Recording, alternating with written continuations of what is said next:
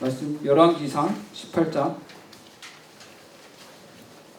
교독하도록 하겠습니다. 제가 먼저 읽겠습니다. 15절까지입니다. 많은 날이 지나고 제3년에 여호와의 말씀이 엘리야에게 임하여 이르시되 너는 가서 아합에게 보이라. 내가 비를 지면에 내리리라.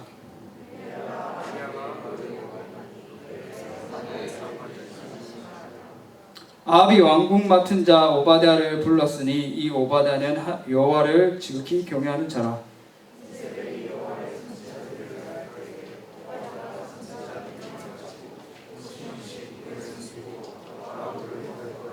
아합이 오바댜에게 이르되 이 땅의 모든 물 근원과 모든 내로 가자. 혹시 꼴을 얻으리라.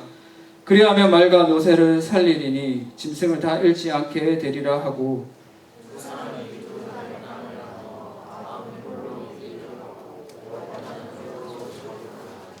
오바댜가 길에 있을 때에 엘리야가 그를 만난지라. 그가 알아보고 엎드려 말하되 내 주 엘리야여 당신이시니까.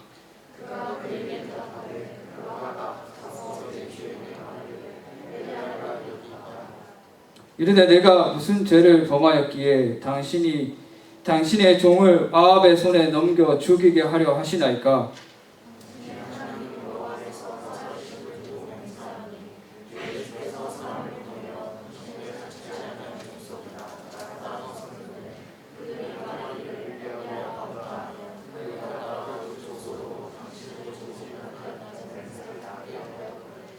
이제 당신의 말씀이 가서 내 주에게 말하기를 엘리야가 여기 있다 하라 하시나.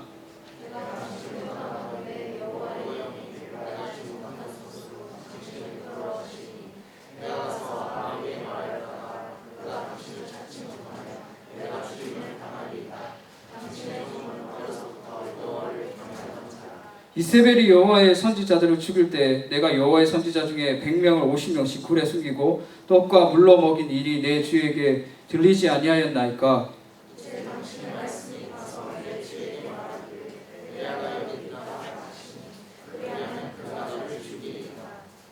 함께 읽겠습니다. 엘리야가 이르되 내가 섬기는 만군의 여호와께서 살아계심을 두고 맹세하노니 내가 오늘 아합에게 보이리라.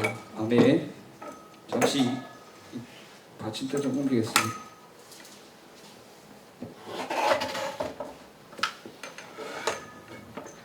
헌금 읽어드리도록 하겠습니다. 감사 헌금 드렸습니다. 11조 헌금 드렸습니다.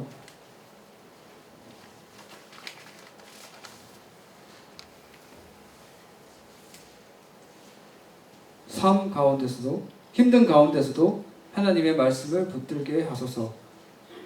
피로 물들고 있는 미얀마를 기억하고 기도하게 하소서. 그들을 돕기 위한 국제사회의 움직임들이 있는데 미얀마 군부가 물러가게 해 주옵소서. 감사드렸습니다. 드려진 헌금 위에 잠깐 기도하도록 하겠습니다.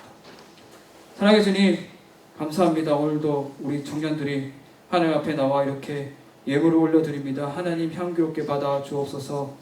정말 국제 정세가 많이 힘든 가운데서도 하나님 아버지 그들을 불쌍히 여겨주시고 속히 이 문제가 해결될 수 있게 도와주시옵소서.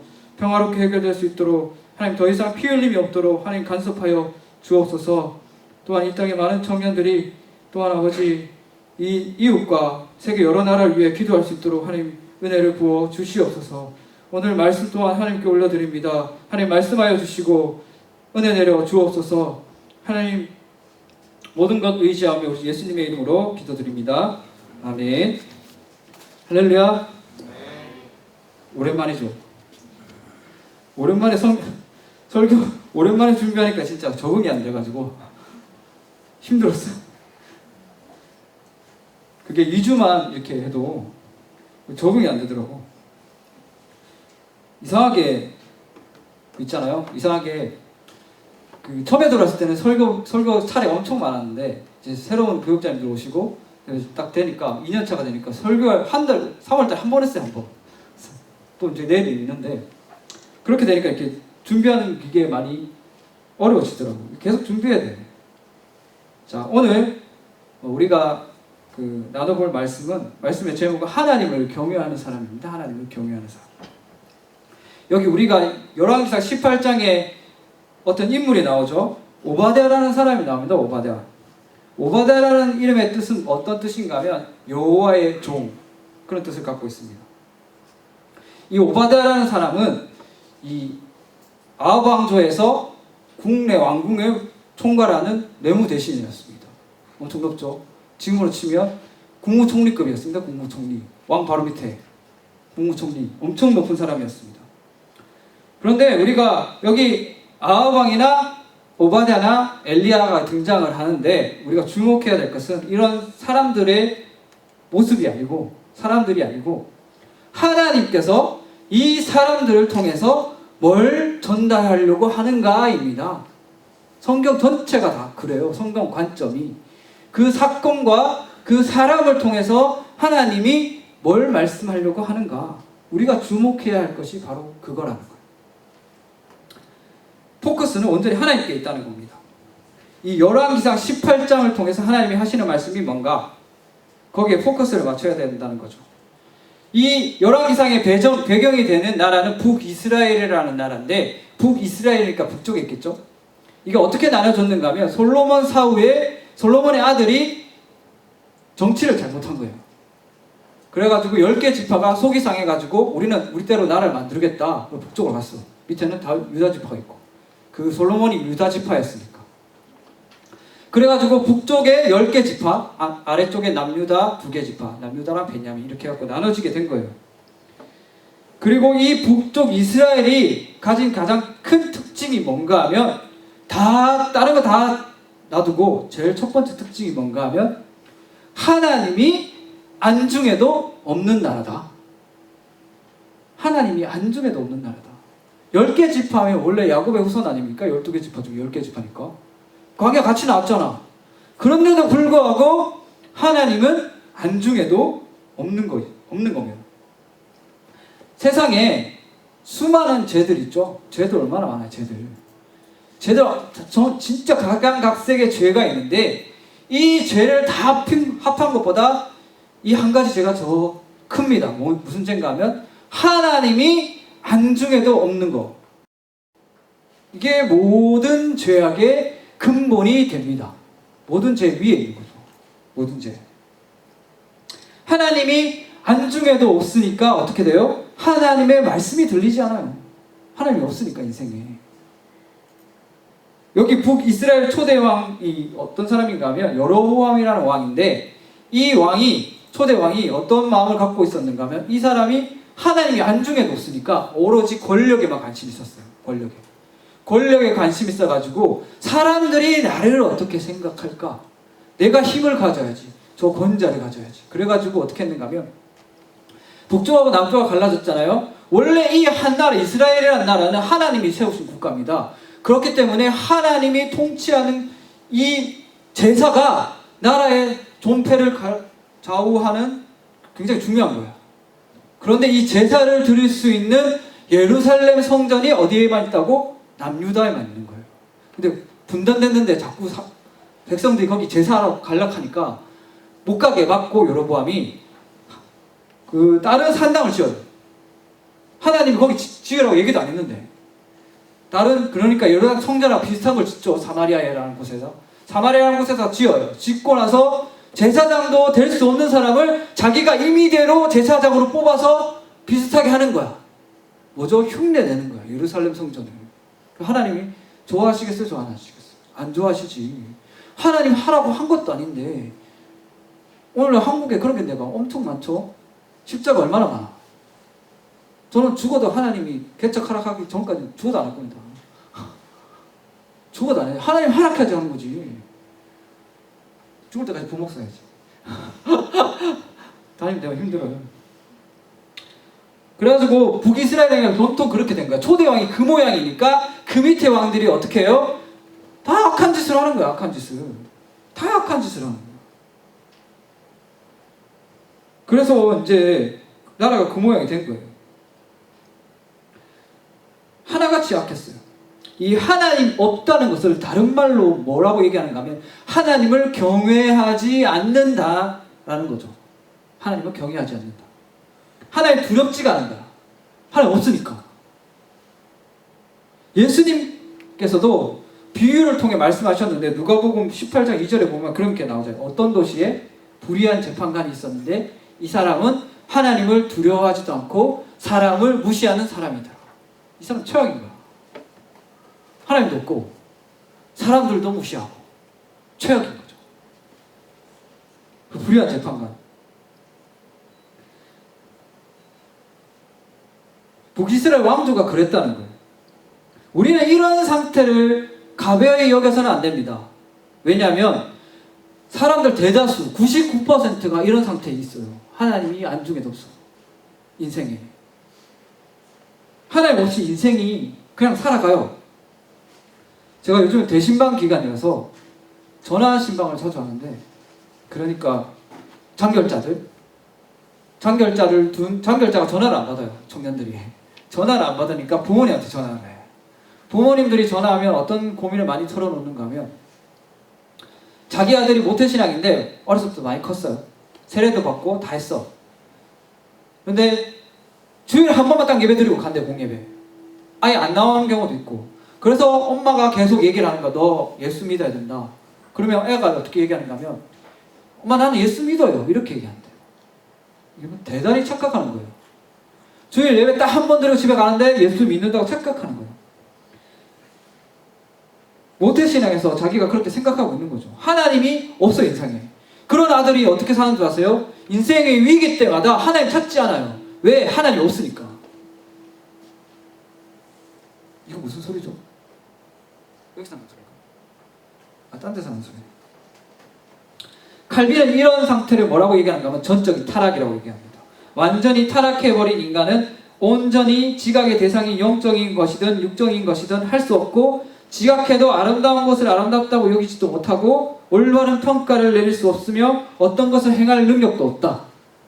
칼빈이 전적인 타락이라고 얘기하죠. 하나님을 인식할 수 있는 게 없어요. 죄 때문에. 하나님 있는지도 몰라요. 그래서 자기가 예수님 믿고 있다고 착각을 하는 거예요. 로마서 3장에 보면 바울은 이렇게 얘기합니다. 3장 18절에 그들의 눈앞에 하나님을 두려움이 없느니라 함과 같으니라. 하나님이 없으니까, 눈앞에 하나님이 없으니까 어떻게 해요? 자기 살고 싶은 대로 사는 거예요. 자기가 짓고 싶은 대로 죄를 짓는 거예요.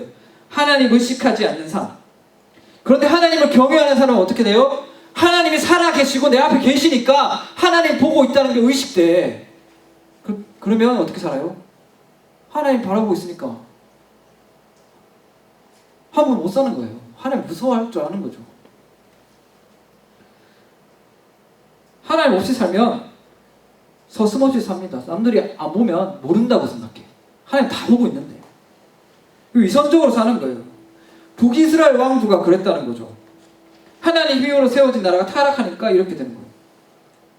그 중에 열왕기상 18장에 나오는 아합 왕은 그 왕들 중에 최고로 악한 왕이라고 얘기합니다.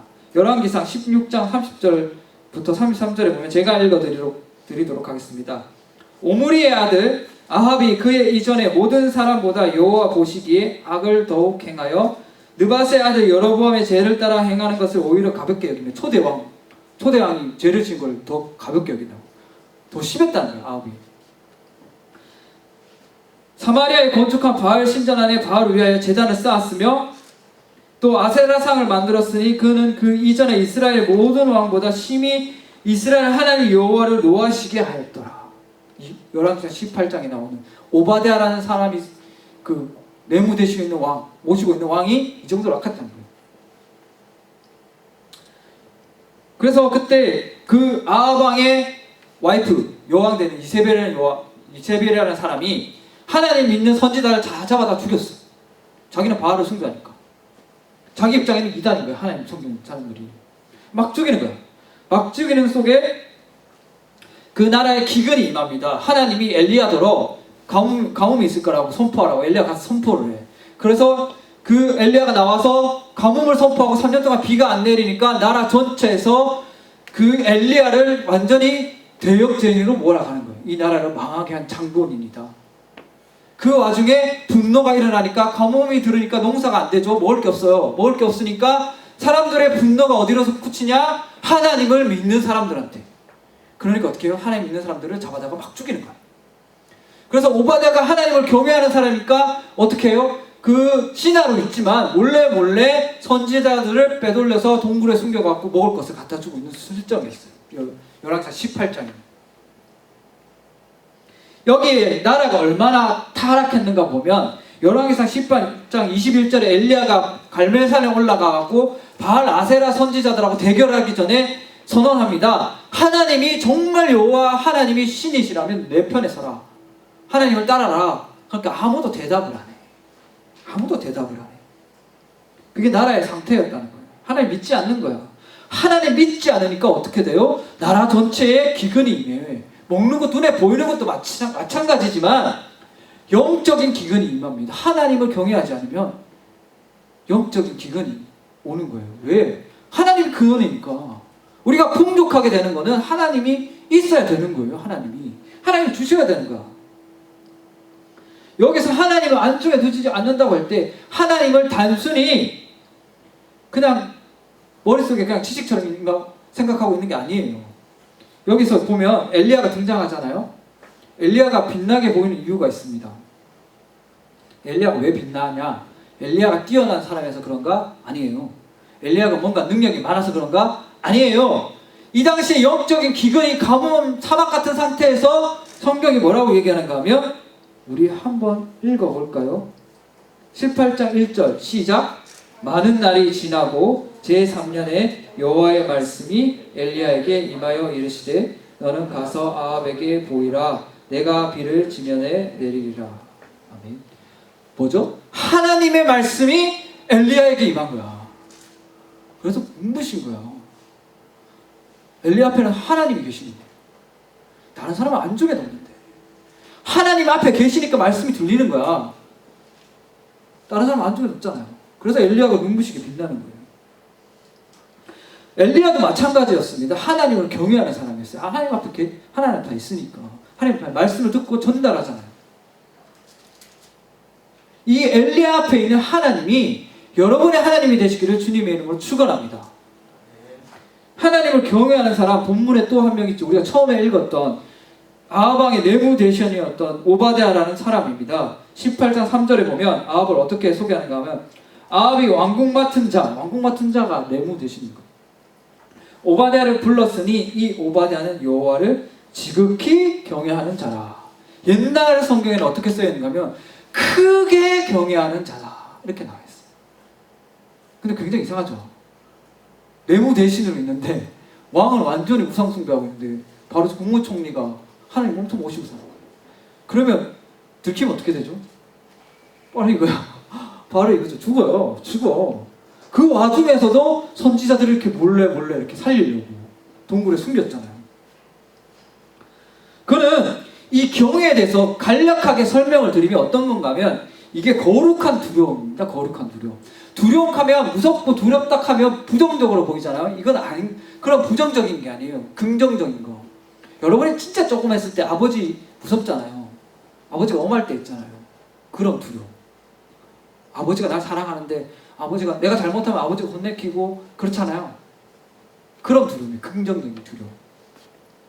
그분을 인정한다는 거예요. 하나님으로. 성경은 하나님을 경외하는 것을 모든 지식의 근본이라고 얘기합니다. 모든 지식의 근본. 잠언에 수없이 나옵니다. 시편에 수없이 나와요. 왜 그렇게 얘기하는가 하면 전에 우리 수련할 때 배웠죠. 3살 때 사서삼경 떼고 20살 되기 전에 장원 급제하고 사람이 아무리 지식이 많고 뛰어나도 하나님 모르면 뭐다? 우매한 거예요. 왜 그런지 아세요? 그 모든 지식 우매하다 어리석다라는 뜻이 뭔가 하면 제대로 알아야 할 것을 알지 못하는 사람을 우매한 사람이라고 얘기하잖아요. 하나님 알지 못하니까. 아무리 많은 지식을 갖고 있어도 하나님 알지 못하니까. 그런 거예요. 하나님 알지 못하는 게 아마 세상의 모든 지식 많이 알아봤자 소용이 없다는 거예요. 그런데 조금 모르더라도 하나님을 알고 있잖아요. 그런 사람은 지혜로운 사람이라고 얘기합니다. 성경은. 세상의 지식, 살아가는 방법 좀 몰라도 하나님 살아계심 알고 하나님을 두려워하고 경외하는 사람은 지혜로운 사람인 거예요. 왜? 하나님이 지식의 근본이니까. 살아계신 하나님을 섬기고 있다는 겁니다. 그러면 그 사람은, 하나님을 경외하는 사람은 자기가 갖고 있는 지식을 어디다 쓰겠어요? 하나님한테 쓰는 거예요. 하나님을 알기 위해 쓰고, 하나님을 높이기 위해 쓰고, 하나님을 알리기 위해, 하나님 일을 하기 위해 쓰는 거야. 그러니까 슬기롭게 지혜롭게 사는 거죠. 결코 후회하지 않는 삶인 겁니다. 하나님 위해 살잖아요. 그러면 영원토록 지나가도, 과거를 돌아봐도 후회하지 않아요. 나를 위해 사용했을 때는 후회하는 경우가 많지만, 하나님 위해 사용했을 때는 하나님 다 값지게 쓰십니다. 그리고 죽을 때 돼서도 몇십 년이 지나서도 후회하지 않는 삶이 되는 거예요. 오바댜가 그런 사람이었어요. 시편 111편에도 나와 있죠. 여호와를 경외함이 지혜의 근본이라 그의 계명을 지키는 자는 다 훌륭한 지각을 가진 자이니 여호와를 찬양함이 영원히 계속되리로다. 이 열왕기상 18장 4절에 보면 이세벨이 여호와 선지자들 잡아 죽입니다. 그때 오바댜가 선지자 100명을 가지고 50명씩 이렇게 굴에 숨기고 떡하고 물을 갖다 줘요. 나라의 기근이 심하여도 만약에 그 사실을 들키면 오바댜가 죽는데도 불구하고 그렇게 하는 이유가 뭐죠? 오바댜 앞에는 하나님이 계신 거야. 사람들이 칼로 죽인다 해도 오바댜 앞에는 하나님이 계신 거예요. 그래서 다른 사람 말 듣지 않아. 하나님 말을 듣지.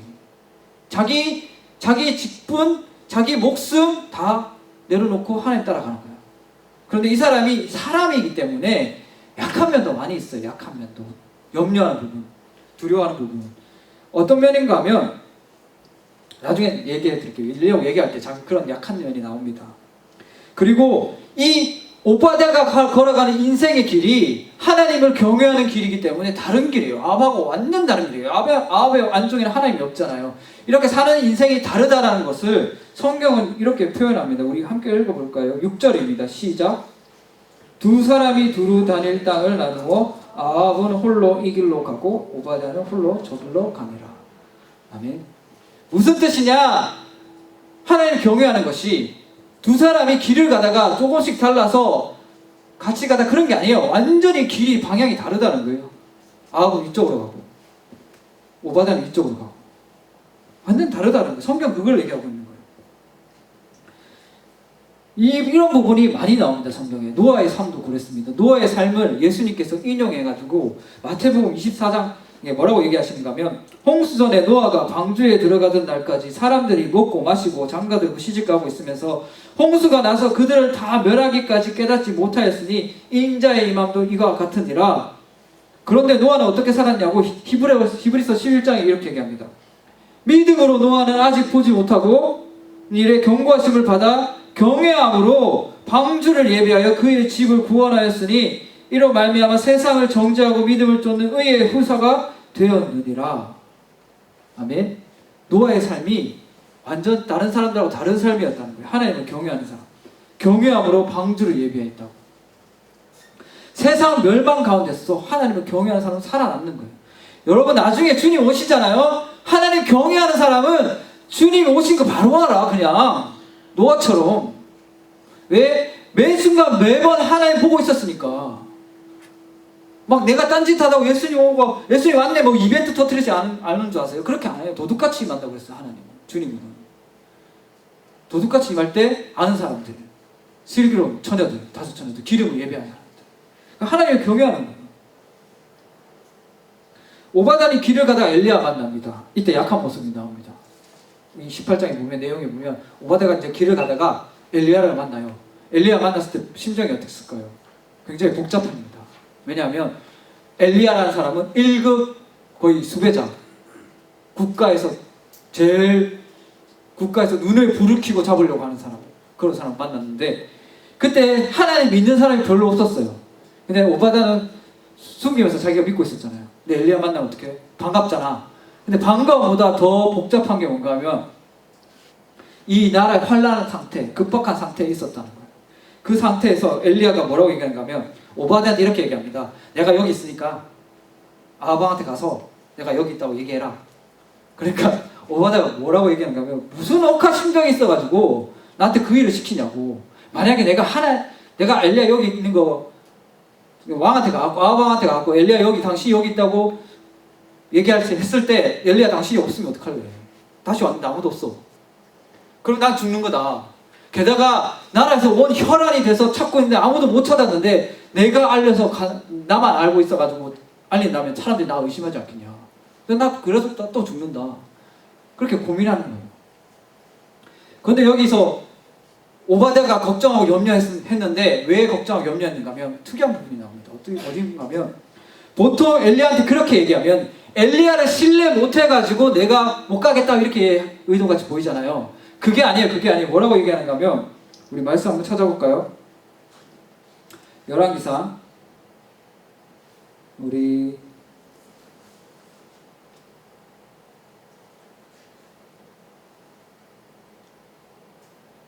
12절입니다.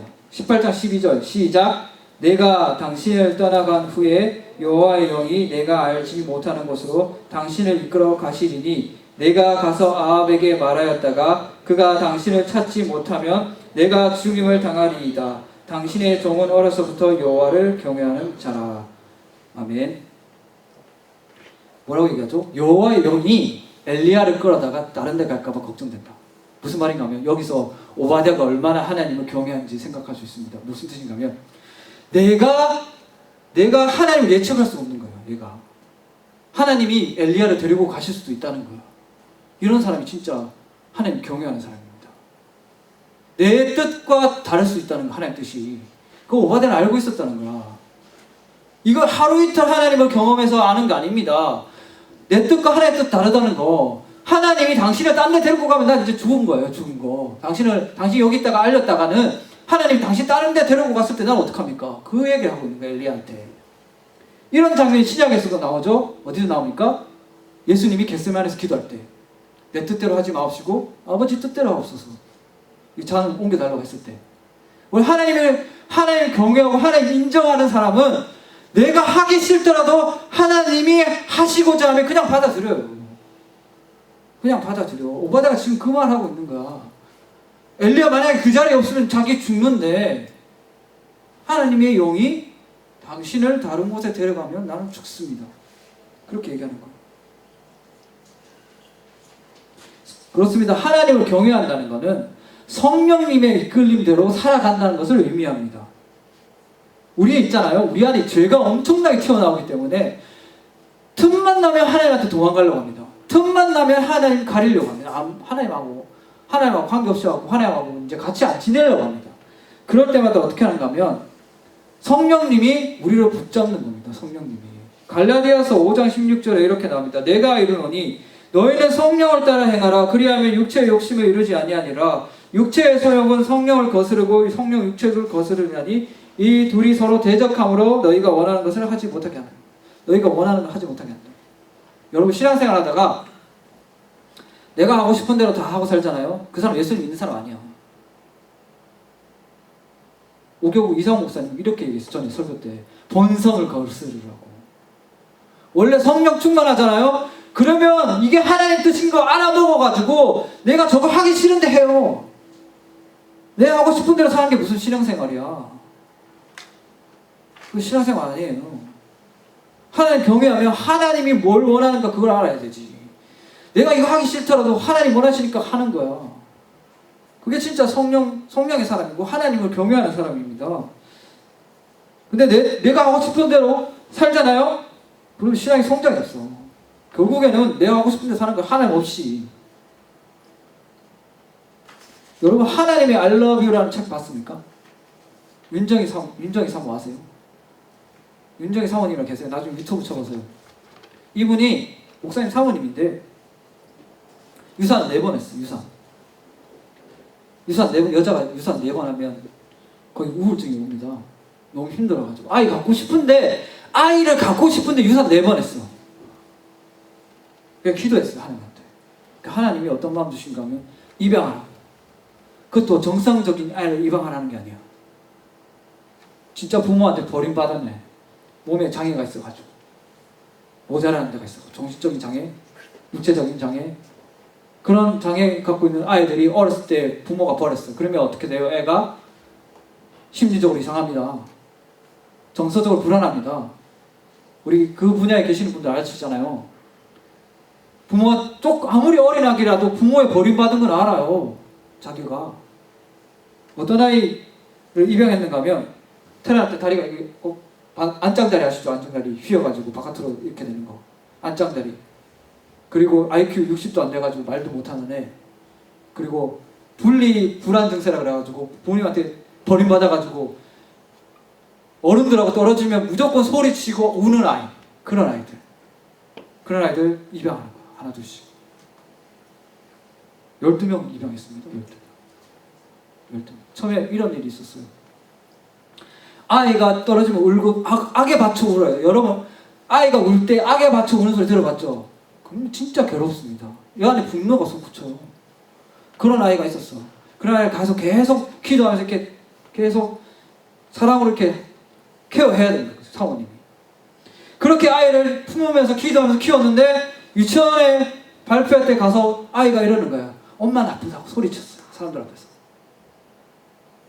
엄마 나빠! 이렇게. 사모님 여기 마음이 다 무너져 내리는 거야. 왜냐하면 자기는 죽을 고생하면서 애를 키웠는데 눈물을 흘리면서 그 장애인 애들을 붙잡고 기도하면서 키웠는데 애가 발표할 때 가갖고 엄마 나쁘다! 이렇게 소리 질렀어요. 그 사모님이 뒤에서 울면서 그때는 소리 안 질렀지만 나중에 인터뷰할 때도 계속 우시면서 이렇게 얘기해. 내가 쟤를 어떻게 키웠는데 나한테 저렇게 할 수 있냐. 근데 사모님 걔한테 화 안 냈어요. 그냥 하나님 앞에 가갖고 힘들다고 이렇게 얘기했어요. 하나님 나 애 못 키우겠다. 너무 힘들어서 애 못 키우겠다.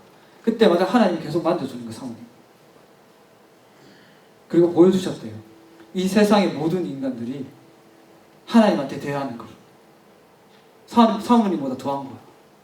사모님 자기도 하나님 믿기 전에는 그 아이들보다 더했다는 거 하나님한테. 그걸 계속 보여준 거야. 근데 기적이 일어났습니다. 12명 아이가. IQ 60도 안 되는 아가 IQ 130 넘어가고 안짱다리 있던 애가 돌아오고 다리가 병원에서 130 이상으로 클 수 없다는 애가 160 이상 크고 안짱다리 했던 애가 정상적으로 달리기를 합니다. 지금. 그리고 그 엄마가 싫다고 했던 애가 매일 엄마한테 사랑한다고 고백하고 지금 어른이 돼가지고 거의 해외에 나가서 불안의 옷을 벗겠다고 서원을 했어요. 서원을. 그 아이들이 그리고 나가서 노방전도 합니다. 지금 선교하면서 다 정상적으로 키웠어요. 눈물로. 그 인고의 세월을 거치고 나니까 사모님이 너무 행복한 거야. 왜? 처음에는 너무 힘들었는데 하나님 간섭하시고 하나님을 경외하는 삶으로 살아가니까 하나님 바꿔주시는 거예요. 인생을. 그래서 마지막에 인터뷰할 때 뭐라고 얘기하셨는가 하면 사모님이 애들한테 앞으로 미래에 해줄 조언이 있습니까? 라고 이제 그 인터뷰하는 사람이 물으니까 사모님이 이렇게 얘기했습니다. 전 아이들이 세상의 명예를 쫓아가고 스포트라이트 받는 것이 삶의 목적이 아니라 하나님 앞에 바로 서는 것이 먼저라고 생각합니다. 그렇습니다. 사모님도 하나님을 경외하고 있기 때문에 아이들도 그렇게 자라기를 바랬던 거예요. 자기가 어떤 삶을 겪고 왔는지 아이들도 인생 앞에 하나님 있는 걸 바라보고 있었던 거예요. 그러면 인생에 염려가 없는 거예요.